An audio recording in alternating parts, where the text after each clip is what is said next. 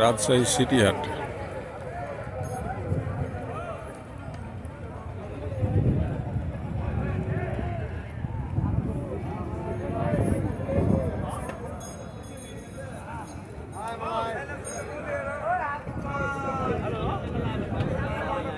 কতদিন আপনার দাম আপনি বলবেন না, আপনি বলেন যে ভাই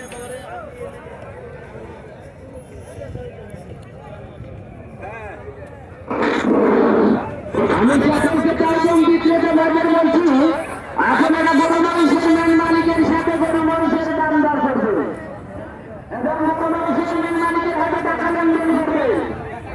আর গরু মহিষের মেন মালিক হাতে টাকা লেনদেন করবেন, তার দাম সবাইকে নেবে। আপনারা সকলে দালালদের সাথে দালালের করে কেউ করবেন না। গরু মহিষের দাম দর করার সময় কোন দালাল এসে কোন রকমের সমস্যা বা বিস্তার করলে তাকে হাট অফিসে ধরে নিয়ে চলে আসবেন। আপনারা সকলে পকেট মারচিট, বাটখার, আফগান পাটি, মলম পাটি,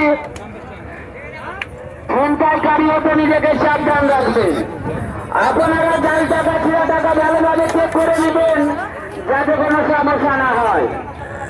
আপনারা গরু মান ভালোভাবে দেখে নেবেন, রেট কাটা, চামড়া কাটা, সিং ভাঙা, চোখ কানা, গরু মহিষের কোনো রকমের ভূত আছে কিনা দেখে শুনে বুঝে শুনে গরু মহিষের দাম দর করবে এবং দাম দর হয়ে গেলে অবশ্যই আপনাকে নিতে হবে।